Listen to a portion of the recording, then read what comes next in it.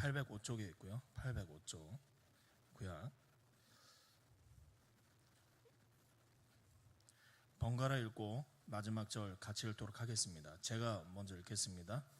여호와여, 나의 대적이 어찌 그리 많은지요? 일어나 나를 치는 자가 많으니이다.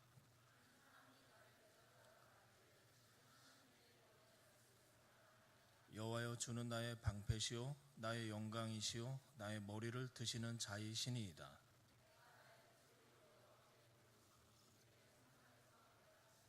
내가 누워 자고 깨었으니 여호와께서 나를 붙드심이로다.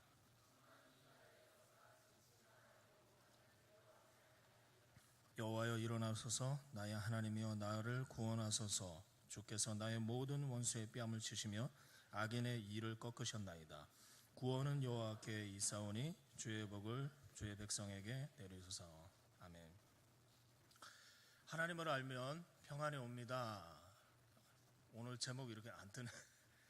하나님을 알면 평안이 옵니다는 제목으로 말씀을 전하도록 하겠습니다. 시편은요, 영어 스펠링으로는 PSALM입니다. 앞에 있는 P는 묵음 처리가 돼서 발음할 때 쌈이라고 합니다. 시편은 영어로 하면 쌈입니다. 헬라어로는 프살모이라고 하는데요, 뜻은 수금을 치며 부르는 노래다. 시편은 수금을 치며 불렀던 노래가 바로 시편입니다. 시편이 오늘날 우리 성경에 기록된 형태로 규정된 것은 아마도 에스라와 느헤미야의 손을 거치고 난 이유일 것입니다. 시편은 총 150편으로 구성되어 있습니다. 34편을 제외한 나머지 시편 모두는 첫 머리에 그 글을 형태를 규정짓는 표제가 붙어 있습니다. 표제.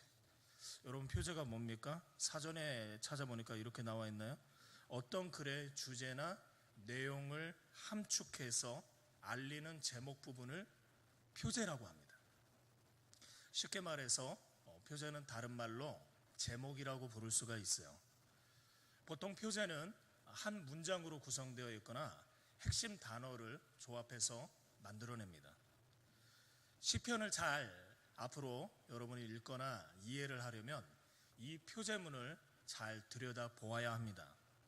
표제에는 여러 가지 정보가 담겨 있는데요, 그 시편의 저자나 그 시편이 쓰여졌던 상황이나 그 시편이 사용되는 용도가 기록되어 있습니다. 따라서 시편의 표제문을 잘 이해하는 것은 그 시편을 더 잘 은혜를 누릴 수 있는 좋은 기회가 된다는 것이죠. 여러분, 성경을 보시면 오늘 시편 3편의 표제문은 무엇이라고 나와 있습니까? 성경 버전마다 조금씩 다르기는 하지만 기본적으로 파란색 글씨로, 조그마한 글씨로 제일 앞머리에 이렇게 붙어 있어요. 여러분이 갖고 있는 성경도 파란색 글씨로 혹시 나와 있나요? 바로 시편 3편 표제는 다윗이 그의 아들 압살롬을 피할 때 지은 시, 다윗이 그의 아들 압살롬을 피할 때 지은 시라고 나옵니다. 이 표제의 문이 오늘 본문인 시편 3편을 이해할 수 있는 키워드가 된다는 것. 시편 3편 표제문을 통해서 우리가 알 수 있는 정보는 이 시편 3편은 쓴 저자가 다윗이라는 것을 알 수 있고, 이 시편이 쓰여졌던 상황은 다윗이 자신의 아들 압살롬으로부터 쫓기고 있는 상황 가운데 쓰여졌다는 것을 우리는 오늘 표제문을 통해서 알 수 있어요. 여러분, 한번 상상해 보시길 원합니다.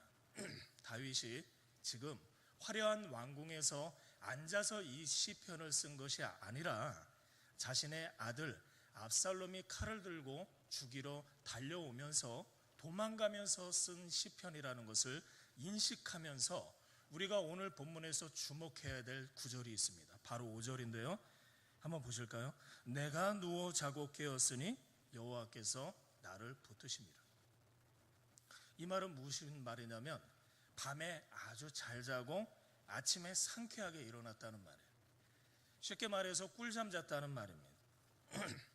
이 아침이라는 구절 때문에 시편 3편을 다른 말로 아침 시편이라고 불렀습니다. 그래서 유대인들은 아침에 예배를 드릴 때 꼭 읽었던 시편이 있는데 바로 시편 3편을 읽었다는 거예요. 우리가 주목해야 될 5절에 왜 주목해야 되느냐? 바로 이 당시 이 시편을 썼을 때 다윗의 상황이 그만큼 긴박했기 때문에 그렇습니다. 여러분, 전쟁 중에 피난하던 다윗이 어떻게 편안하게 누워서 자고 깰 수 있을까요? 여러분, 가능하다고 생각하십니까? 잠깐이라도 정신을 차리지 않으면 목숨을 잃을 수 있는 상황인데 그는 어떻게 이런 상황 속에서 꿀잠을 잤을까요? 통계상 우리나라 4명 중 1명은 불면증에 시달린다고 합니다. 참 이상한 건 많은 사람들이 피곤하다고 하고 쉬고 싶다고 하는데 정작에 잠을 잘 이루지를 못해요. 그 이유는 여러 가지가 있겠죠. 잠자리가 바뀌었거나 너무 춥거나 너무 덥거나 온도가 바뀌었거나 아니면 너무 주위 환경들이 시끄럽거나 이런 환경적인 요인이 있을 수가 있어요. 또 한 가지 요인은 불면증에 시달리는 요인은 바로 잘못된 습관 때문에 그렇습니다. 불 끄고 자야 되는데 자려고 불을 껐는데도 불구하고 뇌파를 자꾸 작동하게 하는 핸드폰을 장시간 들여다보는 습관을 가지고 있다거나 아니면 밤늦게 커피숍에서 아메리카노를 뽑아서 먹는 습관이 있다거나 카페인을 복용하는 등등 이런 내부적인 요인 때문에 불면증에 시달리는 경우도 있다라는 겁니다. 그런데 이거는 별 문제가 되지 않죠. 습관만 바꾸면. 그런데 더 심각한 불면증의 원인이 있습니다. 그것은 바로 고민이나 염려나 걱정 같은 시민성 질환, 우리 마음속에 일어나는 감정들, 그것 때문에 잠을 잘 이루지 못한다는 거예요. 그래서 오늘날 의사들이 이 시대 현대사회 속에서 불면증 환자가 늘어나는 이유 중에 하나가 바로 스트레스라고 이야기를 하고 있습니다. 여러분, 스트레스는 무엇입니까? 우리의 마음을 억누르는 감정의 짐을 스트레스라고 이야기를 합니다.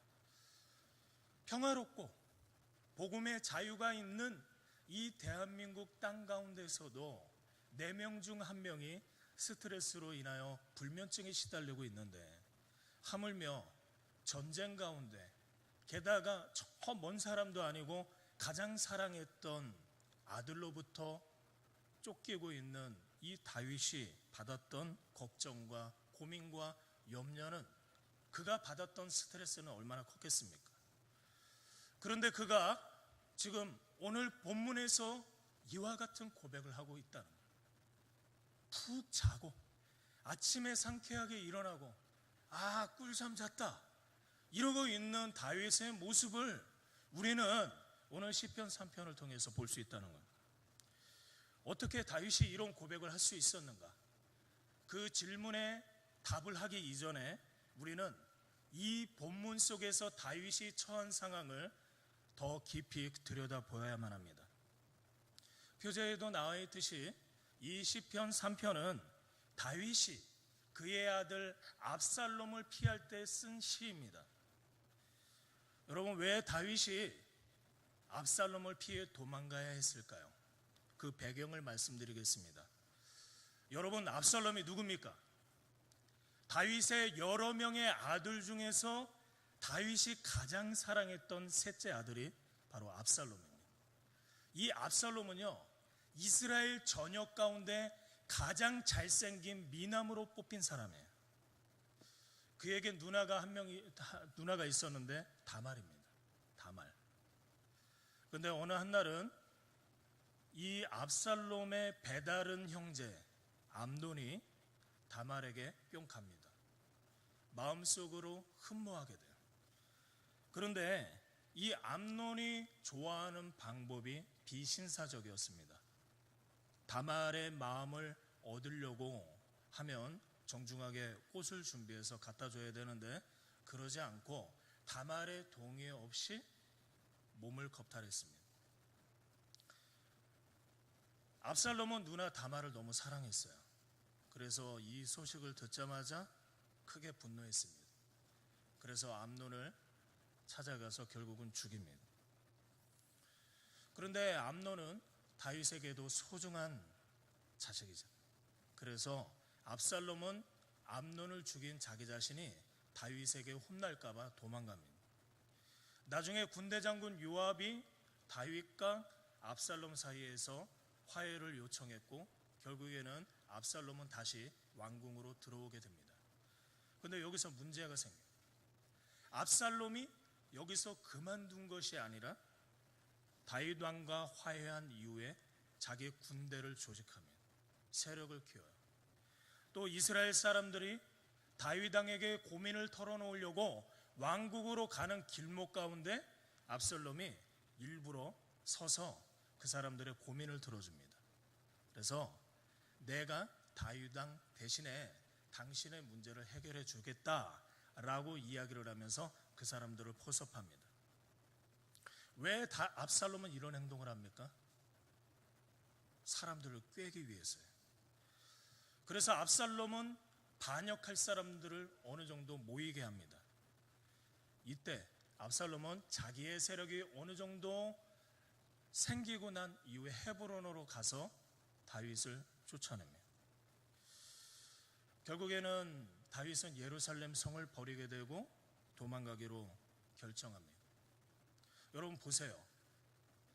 다른 사람도 아니고 자기가 가장 사랑하는 아들이 자신을 죽이려고 칼을 들고 군사를 이끌고 뒤따라옵니다. 다윗의 마음이 어떨까요? 그런데 그것보다도 더 다윗의 마음을 아프게 했던 것이 있습니다. 그것은 이 모든 과정들이 자신의 죄악의 결과였기 때문이에요. 사무엘하 12장 10절로 11절 말씀 우리 화면에 한번 띄워주시겠습니까? 우리 같이 읽겠습니다. 시작. 이제 내가 나를 업신여기고 햇사람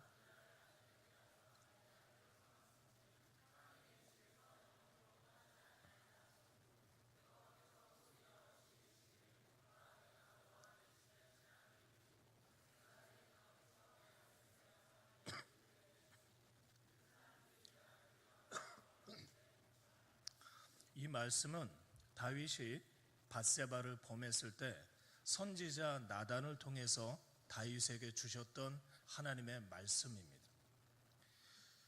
본문을 보니까 다윗의 집에 칼이 끊이지 않겠다고 하셨고 아내를 이웃이 범할 것이라고 나와 있습니다. 결국에는 이 시편 본문에 의하면 결국 이 말씀대로 다윗의 아들 압살롬이 반역을 하게 됩니다. 압살롬은 암논을 죽이는 살인사건, 칼을 휘두르는 사건이 진행이 되고 아들이 아버지를 반역합니다. 압살롬은 옥상에 텐트를 치고 다윗의 후궁들과 동침하는 아주 엽기적인 행동을 하게 됩니다.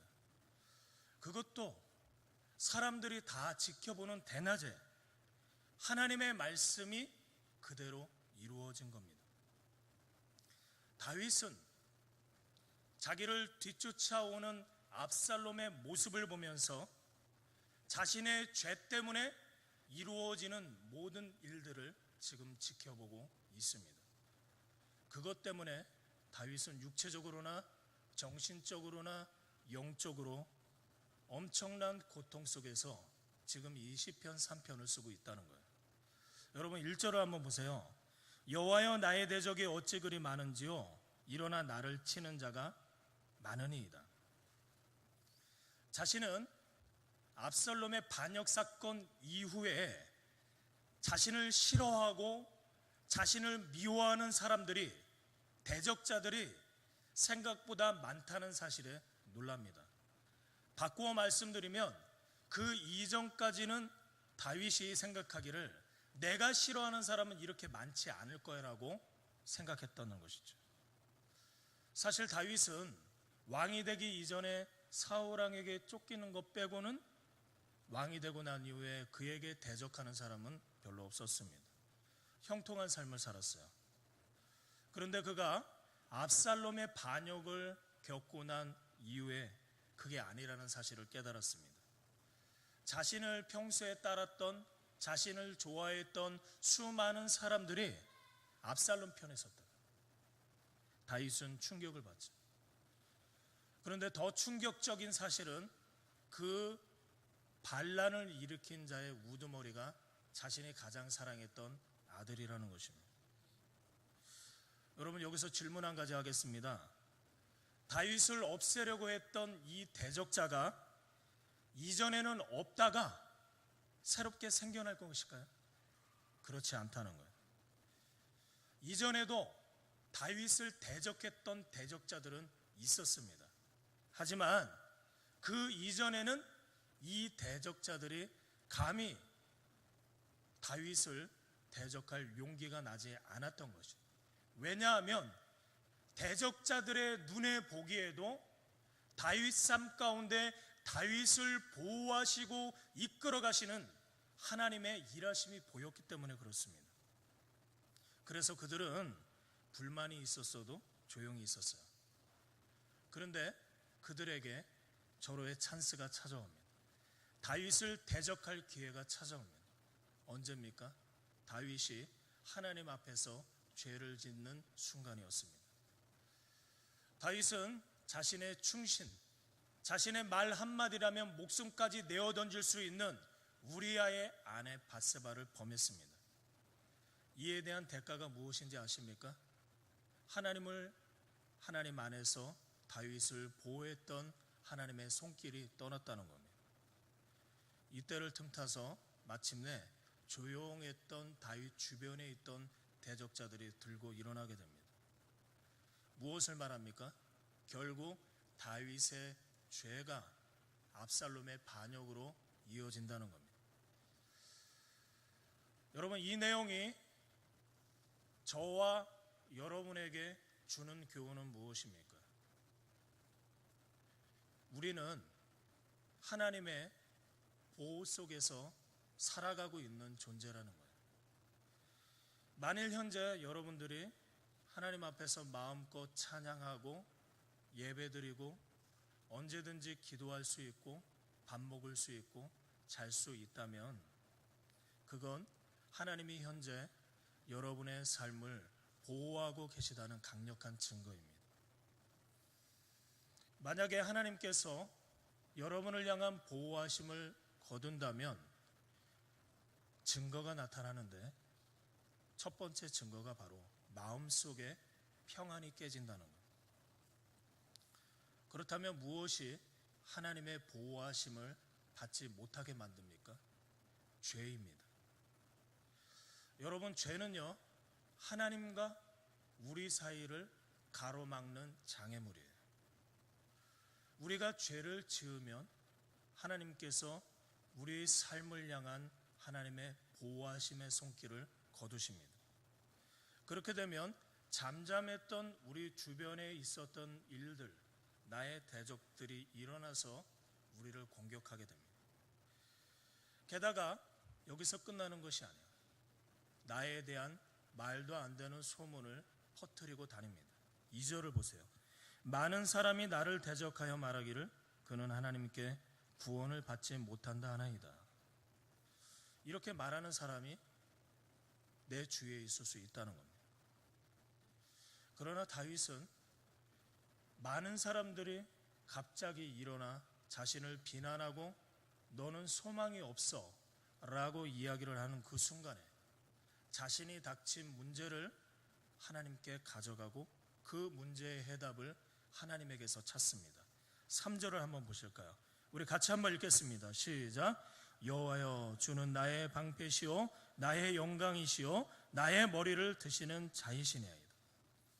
다윗은 하나님께 대하여 나의 방패십니다, 나의 영광이십니다, 나의 머리를 드시는 자이십니다 라고 고백하고 있습니다. 여러분, 방패, 영광, 머리를 드시는 자 앞에 어떤 단어가 공통되게 기록되어 있습니까? 바로 나의라는 단어입니다. 다윗은요, 다른 사람의 하나님이 아니라 나의 하나님을 체험한 사람, 머리로만 이해하고 머리로만 해석하는 하나님이 아니라, 공부해서 만나는 하나님이 아니라 자기 삶 가운데 실제로 역사하신 하나님을 만난 경험이 있었던 사람이 바로 다윗이라는 겁니다. 다윗은 이런 생생히 하나님을 아는 지식이 그에게 있었다는 겁니다. 다윗은 자신의 상황에 주목하지 않고 위기 가운데 하나님의 성품에 주목했습니다. 대적들에게 자기 앞에서 머리를 조아렸던 그 사람들에게 대적받는 치욕스러운 사랑, 슬픈 상황에 있었지만 다윗이 머릿속에 기억하고 있었던 것은 내가 섬기는 하나님이 어떠한 분이신가, 그 생각으로 가득했다는 거예요. 다윗은 알았습니다. 진정한 내 마음의 평안은 하나님이 어떠한 분이신지를 알게 될 때 주어진다는 사실을 다윗은 알았어요. 여러분, 오늘 본문 시편 3편에서 주목해야 될 표현이 있습니다. 바로 다윗이 하나님을 어떻게 불렀는지 그거를 우리는 봐야 돼요. 1절, 3절, 7절에 나와 있어요. 바로 여호와여입니다. 여호와여. 성경에는 하나님의 이름이 여러 개가 나옵니다. 아도나이, 엘로임, 엘샤다이, 여러 하나님이 나와 있는데 이름이, 그 중에서 여호와라는 이름에 담겨 있는 하나님의 속성은 무엇입니까? 바로 약속을 지키시는 신실하신 하나님. 여호와라는 이름 가운데 담겨 있는 하나님의 성품은 바로 약속을 지키시는 하나님이라는 거예요. 다윗이 압살롬의 반역을 피해서 도망가는 상황 가운데 여호와, 약속을 지키시는 하나님의 이름을 불렀습니다. 자신이 가장 사랑하는 아들이 죽이러 달려오는 그 상황 가운데 맨발로 쫓김을 당하면서 잊지 않았었던 이름은 바로 여호와입니다. 약속을 지키시는 하나님. 과연 어떤 약속이었기에 다윗은 이런 비참한 상황 가운데 약속을 지키시는 하나님, 그 여호와의 이름을 주장하며 도망쳤을까요? 다윗이 피난 시절 가운데 기억했던 하나님과의 약속은 무엇이었습니까? 그것이 그 유명한 다윗의 언약입니다. 사무엘하 7장 14절로 16절 말씀 띄워주세요. 같이 읽겠습니다. 시작. 나는 그에게 아버지가 되고 그는 내게 아들이 되리니 그가 만일 죄를 범하면 내가 사람의 매와 인생의 채찍으로 징계하려니와 내가 내 앞에서 물러나게 한 사울에게서 내 은총을 빼앗은 것처럼 그에게서 빼앗지는 아니하리라. 내 집과 내 나라가 내 앞에서 영원히 보존되고 내 왕위가 영원히 경고하리라 하셨다 하리라. 무슨 말입니까? 하나님은 지금 다윗에게 이렇게 말씀하신 거예요. 다윗아, 네가 비록 엄청난 살인죄와 간음죄를 저질렀지만 그 결과로 사람의 매고 인생의 채찍인 압살롬의 반역을 겪는, 그래서 피난을 가는 상황에 처해 있지만 너의 왕위를 지켜주겠다. 그리고 너의 전대에 있는 사울처럼 너를 버리지 않겠다라는 이 사무엘하 7장 14절부터 16절까지 기록된 이 약속을 다윗은 기억했습니다. 그리고 여호와라는 이름을 불렀어요. 여호와라는 이름을 불렀습니다. 하나님, 나에게 사무엘하 7장 14절부터 16절까지 말씀하신 이 언약을 기억하시고 이 약속을 지켜주시옵소서 여호와라는 이름을 불렀다는. 다윗은 알았습니다. 뭘 알았어요? 한 번 내뱉은 말은 반드시 지키시는 언약의 하나님, 신실하신 하나님, 약속의 하나님을 다윗은 기억했다는 거예요. 이 하나님을 아는 지식 때문에 다윗은 오늘 본문 6절과 같은 고백을 할 수 있었습니다. 6절 말씀 보세요. 천만인이 나를 에워싸 진친다 하여도 나는 두려워하지 아니하리다. 말씀을 맺습니다. 여러분, 이 세상에 도덕적으로 완벽한 사람은 없습니다. 인간은 누구나 죄를 짓고 타락할 가능성이 있는 시한폭탄과 같은 존재입니다. 그것은 우리 크리스천들도 마찬가지죠. 그런데 여러분, 기억해야 할 사실은 죄는 평안을 깹니다.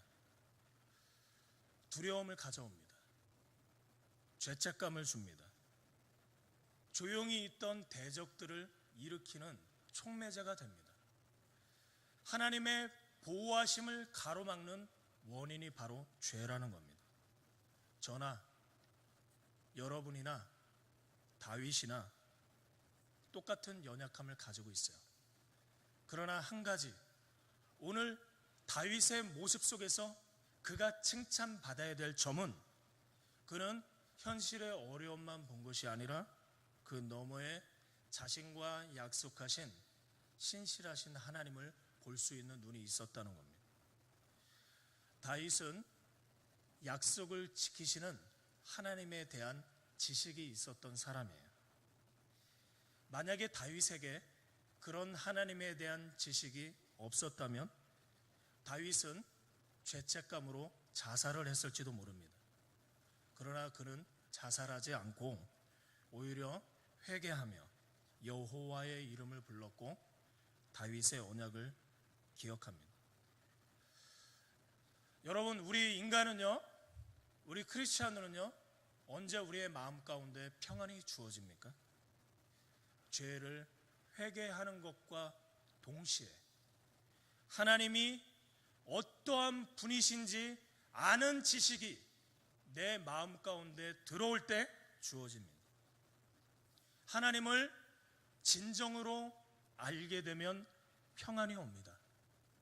크리스천은 하나님을 알지 못하면 불안합니다. 여러분은 다윗처럼 인생의 위기 앞에서 부를 수 있는 하나님의 이름이 있습니까? 약속을 지키시는 하나님을 경험한 적이 있으십니까? 그분 때문에, 그분을 아는 지식 때문에, 그분을 만난 경험 때문에 극심한 고통 속에서도 꿀잠을 잔 경험이 있으십니까? 이 시간 우리 찬양단 잠깐 준비해 주실까요? 우리 찬양 한 곡 하겠습니다.